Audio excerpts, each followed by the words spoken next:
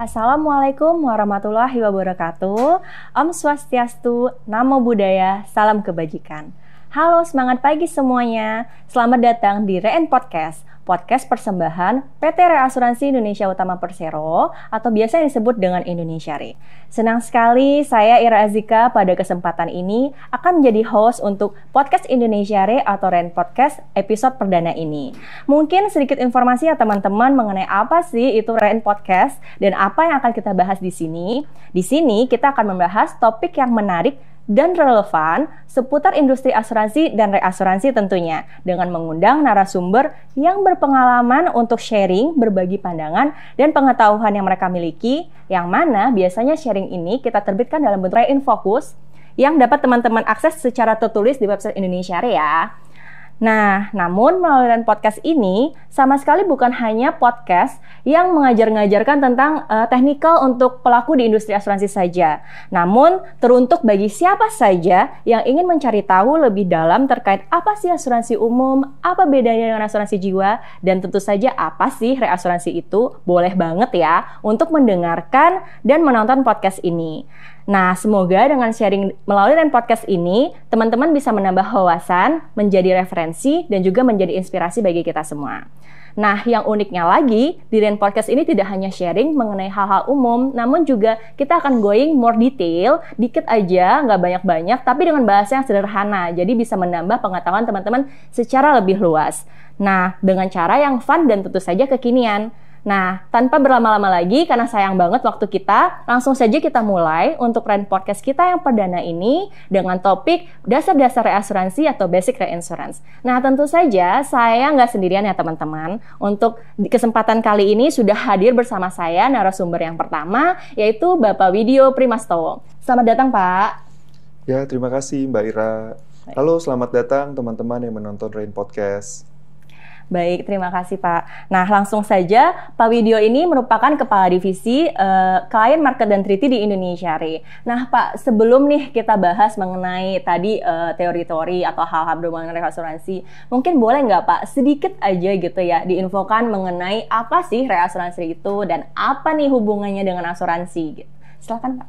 Oke, nah untuk memahami apa itu reasuransi, kita harus mengetahui dulu apa itu asuransi. Jadi, asuransi adalah suatu bentuk usaha di mana perusahaan asuransi menutup risiko yang ada di masyarakat.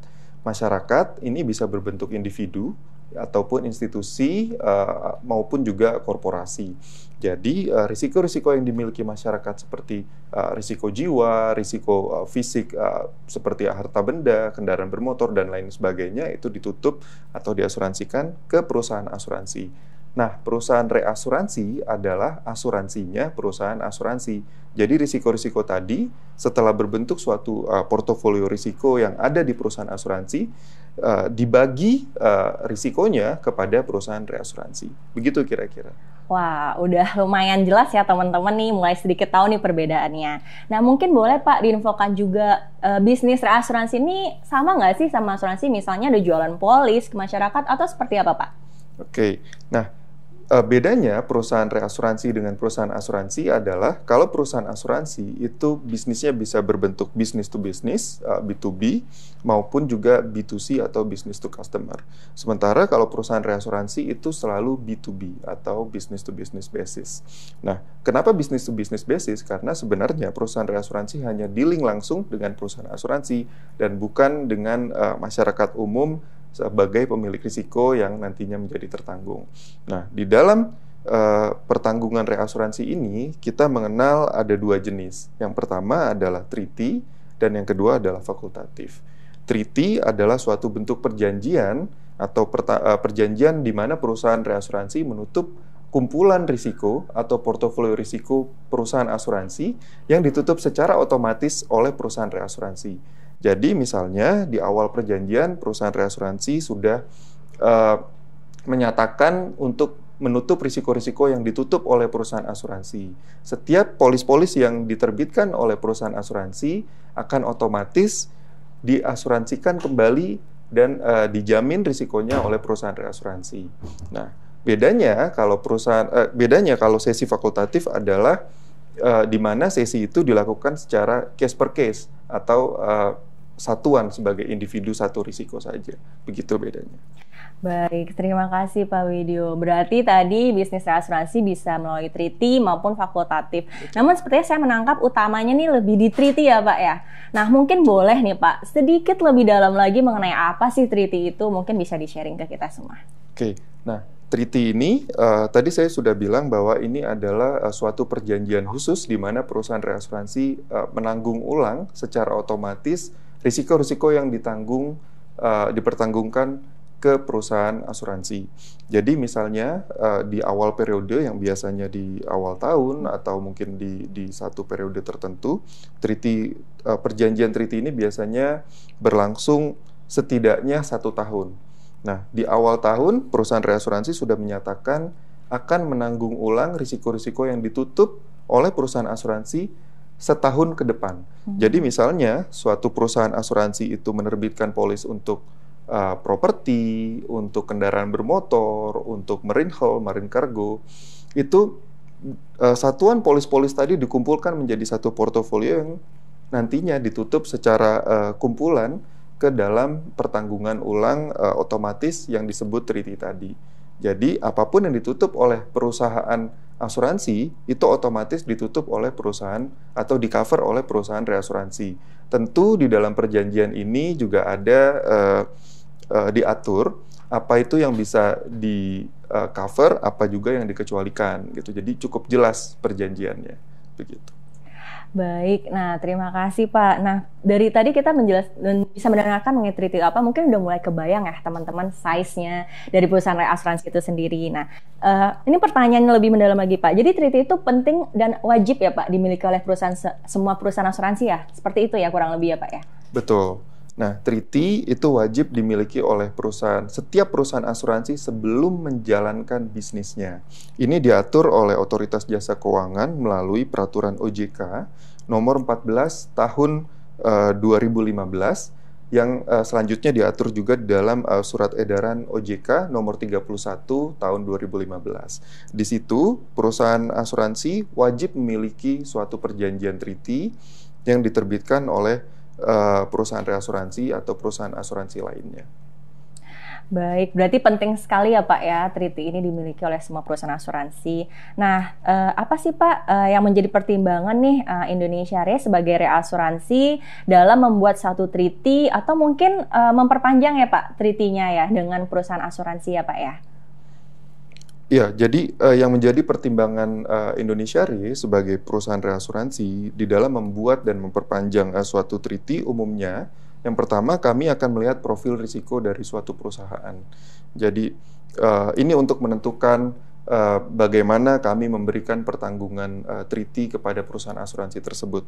Tentu kami juga melihat bisnis mereka bagaimana ke depan, tentu misalnya didukung dengan bisnis plan yang disampaikan oleh perusahaan asuransi kepada kami. Lalu kami juga menentukan struktur bentuk daripada treaty dan juga kapasitas yang dibutuhkan. Nah, kami lalu akan melakukan pricing atau penentuan harga di dalam mempertimbangkan profil risiko tersebut. Jadi pertanggungan ulang yang kami berikan tersebut, kami lakukan pricing di mana kami menentukan pricingnya, komisinya, ataupun pricing excess of loss-nya untuk struktur-struktur yang tadi sudah ada. Gitu. Nah, kami Indonesia Re itu senantiasa melakukan desain suatu treaty itu berdasarkan kebutuhan bagi suatu perusahaan asuransi. Dan desain ini tidak sama antara satu perusahaan asuransi dengan asuransi lainnya. Karena tentu satu perusahaan asuransi tidak bisa disamakan dengan perusahaan asuransi lainnya. Mereka punya channel marketing yang berbeda, mereka punya bisnis plan yang berbeda, punya basis customer yang berbeda, maupun juga memiliki pengalaman dan kompetensi yang berbeda juga di level underwriter-nya. Begitu. Jadi ada yang baru masuk ke satu bisnis, ada juga yang bisnis itu sudah lama ditutup oleh perusahaan asuransi tersebut, begitu. Wah, menarik nih ya teman-teman. Cuman tadi saya mendengar ada satu istilah nih Pak, excess of loss nih. Nah, mungkin sedikit lebih diinfokan lagi nih, karena tadi sudah janji nih Pak dengan bahasa yang lebih sederhana. Oke. Jadi treaty itu ada dua jenis. Yang pertama adalah proporsional dan yang kedua adalah non proporsional. Proporsional adalah di mana bentuk suatu perjanjian reasuransi di mana perusahaan asuransi menutup satu risiko dan satu bagian yang secara proporsional itu disesikan atau dibagi ke perusahaan reasuransi. Sehingga misalnya perusahaan asuransi menutup satu risiko, kita beri contoh misalnya 20% dari risiko tersebut direasuransikan, berarti perusahaan reasuransi menanggung 20% dari risiko yang ditutup tersebut. Misalnya ada satu bangunan nilainya 1 miliar, nah 20%-nya itu ditanggung oleh perusahaan reasuransi.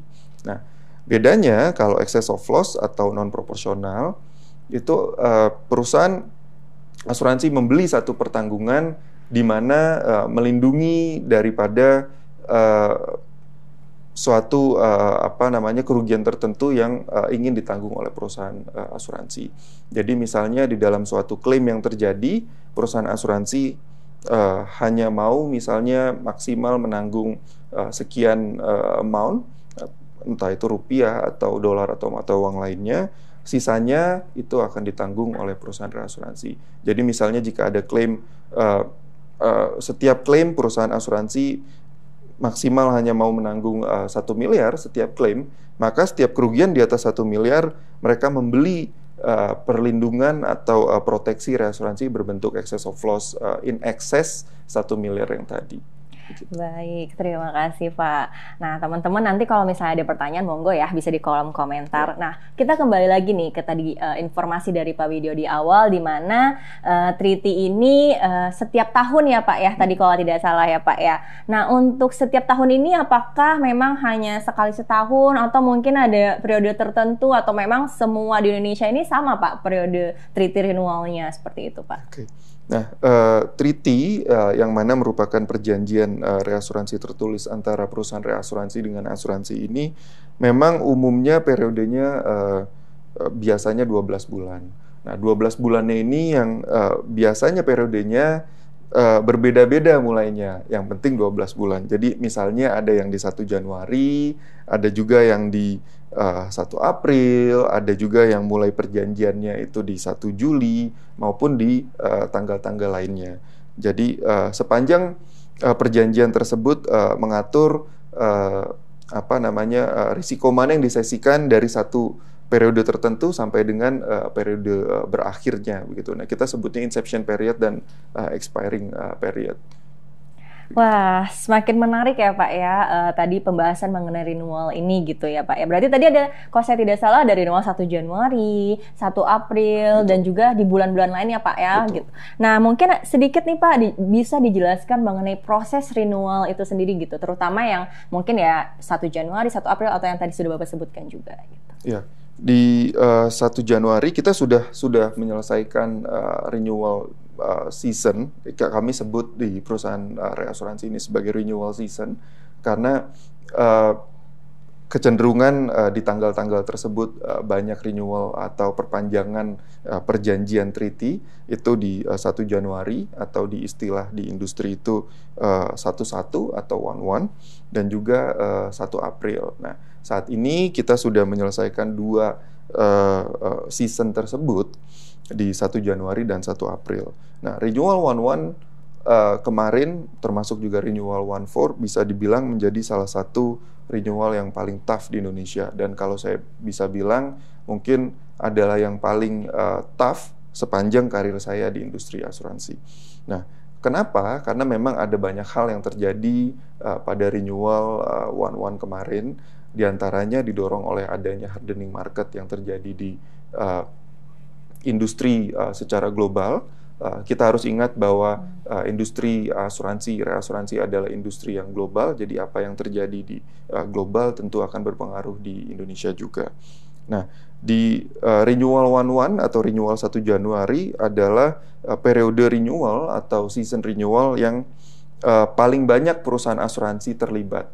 Dari sekitar 70-an company, 70-an perusahaan asuransi yang ada di Indonesia, perusahaan asuransi umum yang ada di Indonesia, itu kira-kira setengahnya memiliki treaty yang dimulai di 1 Januari. Jadi bisa dibayangkan dengan hampir setengah dari jumlah perusahaan asuransi umum yang ada melakukan renewal di satu waktu yang sama. Di lain sisi, di periode tersebut di mana terjadi situasi yang memang masih dipengaruhi oleh hardening market, tentu semakin membuat situasi tersebut tough. Nah, di one for renewal, walaupun sebenarnya jumlah perusahaan asuransi atau kalau di industri reasuransi di perjanjian itu disebut sebagai ceding company, perusahaan asuransi tersebut itu jumlahnya lebih sedikit tetapi juga tidak kalah rumit. Nah, secara umum Indonesia Re melakukan beberapa perbaikan di dalam renewal treaty yang kami lakukan kemarin. Nah, perbaikan-perbaikan kami sebagai reasuradur atau perusahaan reasuransi adalah kami membuat guideline khusus dan kami membuat policy untuk renewal yang kami lakukan untuk tahun 2023 ini. Nah, policy ini untuk menjawab beberapa areas of concern yang kami identifikasikan di tahun lalu. Jadi memang secara umum portofolio treaty ini di Indonesia, portofolio treaty asuransi umum di Indonesia ini butuh suatu perhatian serius yang kita harus melakukan perbaikan. Nah, areas of concern-nya ada beberapa dan bagaimana kami menyikapinya itu sudah kami lakukan dan juga kami sampaikan komunikasinya secara intensif sejak tahun lalu kepada klien-klien kami. Baik, nah terima kasih Pak Widyo. Nah ternyata proses renewal treaty ini banyak sekali ya Pak prosesnya, mulai dari evaluasi tahun lalu maupun tadi Bapak juga sudah menyusun kebijakan-kebijakan ya Pak ya. Nah kemudian mengenai kebijakan ini nih Pak, apakah Bapak sudah pernah mengkomunikasikan mengenai kebijakan ini ke market ataupun hanya ke asuransi tertentu saja atau mungkin bagaimana nih Pak? Oke. Tentu apa yang kami sebut sebagai areas of concern dan bagaimana kami menyikapinya di suatu policy yang kami tuangkan di dalam underwriting guidelines untuk renewal tahun 2023, ini kami lakukan komunikasi kebijakan treaty Indonesia Re yang dilakukan secara intensif. Jadi kami menjelaskan kondisi-kondisi yang melatar belakangi pengambilan kebijakan treaty di market selama periode negosiasi renewal maupun sebelumnya. Jadi kalau misalnya teman-teman atau di industri mengikuti beberapa event-event kami sudah melakukan komunikasi-komunikasi tersebut di dalam beberapa event dan juga kesempatan yang kami lakukan. Misalnya di Treaty Forum tahun 2022, lalu kami lakukan hal yang serupa di event kami Indonesia Re Insurance Conference di kira-kira di bulan September. Lalu kami juga komunikasikan hal yang sama pada pertemuan-pertemuan yang kami lakukan dengan perusahaan asuransi pada event Indonesia Rendezvous atau yang dikenal juga sebagai Bali Rendezvous di bulan Oktober 2022. Lalu ini event industri ya Pak ya? Untuk industri. Jadi kami selalu kawal komunikasi kami kepada perusahaan asuransi baik yang sudah menjadi klien kami maupun sebenarnya secara umum gitu. Nah, kami juga lakukan pertemuan-pertemuan intensif bilateral dengan beberapa klien utama kami. Nah, dari kebijakan yang sudah kami lakukan dan kami terapkan di renewal 1 Januari, kami juga tutup komunikasi kami di dalam suatu event webinar yang kami sebut sebagai Postmortem Reinsurance Treaty Renewal 2023. Nah, ini kami lakukan semua sebagai bentuk tanggung jawab kami di dalam mengkomunikasikan kebijakan Indonesia Re kepada market. Nah, adapun hal-hal yang disampaikan meliputi update pada kondisi hard market yang dihadapi di renewal treaty. Lalu kami juga sharing mengenai underwriting guideline kami, apa itu yang ada di dalam kondisi treaty market yang ada di Indonesia. Misalnya treaty structure yang tidak balance, apa itu unbalanced treaty structure, lalu apa itu hidden accumulation yang terjadi, bagaimana kami melakukan dan menyikapinya. Lalu juga kami komunikasikan highlights mengenai kondisi-kondisi dan tantangan proses renewal baik di market lokal maupun internasional. Nah, informasi dan kondisi yang disampaikan merupakan dasar-dasar yang digunakan oleh Indonesia Re di dalam menentukan kebijakan renewal treaty di tahun 2023 ini. Nah, edukasi market ini mengenai perbaikan treaty struktur diantaranya adalah apa itu tadi unbalanced treaty structure, di mana kami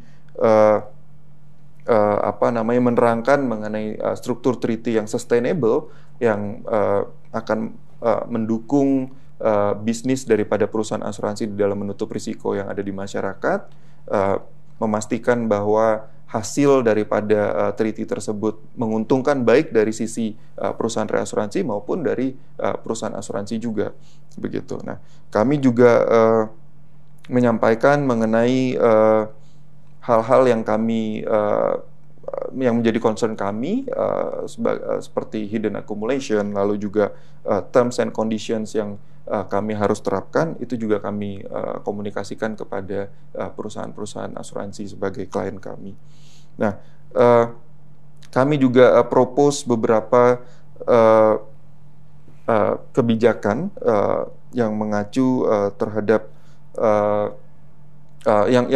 yang merujuk kepada bisnis plan dari perusahaan-perusahaan asuransi. Jadi kami sekali lagi menegaskan bahwa kebijakan kami ini secara umum memang sudah kami tuangkan di dalam underwriting guidelines. Tetapi approach kami untuk perusahaan asuransi di Indonesia yang ada 70-an tadi, kami bisa sebut tidak ada one size fits all. Jadi kami selalu komunikasikan hal tersebut di mana approach kami berbeda karena setiap perusahaan asuransi yang ada 70-an di Indonesia ini memiliki perbedaan karakteristik antara satu dengan yang lainnya. Nah, ini yang kami tekankan, dan intinya apa yang kami tujukan adalah terciptanya sustainability program treaty yang ada di masing-masing program dan di masing-masing perusahaan asuransi. Begitu, Mbak Ira. Baik, nah menarik sekali ya Pak. Jadi ternyata Indonesia Re tadi di dalam mengkomunikasikan kebijakannya tidak hanya merenew ya Pak ya, tapi juga mengadaptasi ya Pak, sesuai dengan kebutuhan dari perusahaan asuransi itu sendiri. Karena tadi untuk kapasitas ini juga dibarengi dengan konsultasi-konsultasi ya Pak, solusi dari Indonesia Re untuk yang terbaik nih, perjanjian seperti apa untuk perusahaan asuransi yang ada di Indonesia. 70 tadi mungkin asuransi umum ya Pak, belum asuransi jiwa ya Pak belum ya? asuransi jiwa. Siap. Gitu. Nah, jadi pada intinya adalah kami menempatkan diri kami sebagai partner untuk konsultan maupun juga mendampingi perusahaan asuransi di dalam mendapatkan program treaty yang baik, yang sustainable, yang menguntungkan untuk kedua belah pihak. Begitu. Baik, menarik sekali. Terima kasih Pak Widyo. Nah, tadi nih udah semakin dalam lagi nih pembahasannya. Ternyata reasuransi itu tadi tidak hanya berhubungan dengan bisnis-bisnis dalam negeri, namun juga dengan global gitu. Nah, teman-teman, untuk lebih mengkaji lebih dalam lagi, dalam kesempatan ini kita juga sudah kehadiran satu narasumber lagi, yaitu Bapak Deli Khoirat.